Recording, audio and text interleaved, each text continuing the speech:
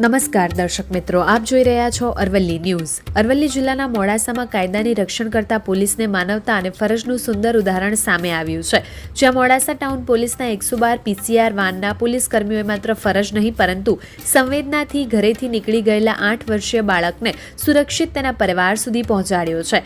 મોડાસાના શીણાવાડા highway પર આવેલા petrol pump નજીક એક 8 વર્ષીય બાળક સાંજના સમયે એકલો ભટકતો જોવા મળતા જાગૃત નાગરિક તરત 112 પીસીઆર પર કોલ કર્યો હતો। કોલ મળતા જ પોલીસ ટીમ તાત્કાલિક સ્થળ પર પહોંચી અને બાળકને સુરક્ષિત હાલતમાં મેળવી લીધો હતો।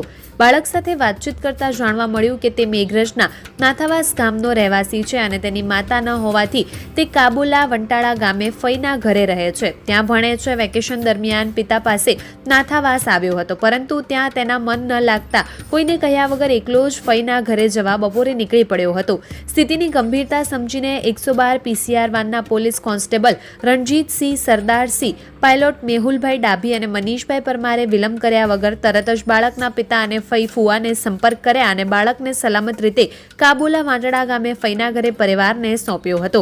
પોલીસે 8 વર્ષના બાળકને ફઈ ફુવાને સોંપતા પરિવારજનોની આંખોમાં આંસુ આવી ગયા અને પોલીસે દર્શાવેલા માનવતાભરી કામગીરીને હૃદયથી બિરદાવી હતી। મોડાસા 112 પીસીઆર પોલીસની આ કામગીરીએ સાબિત કરે છે કે પોલીસ માત્ર કાયદો જ નહીં પરંતુ માનવતાનું પણ રક્ષણ કરે છે।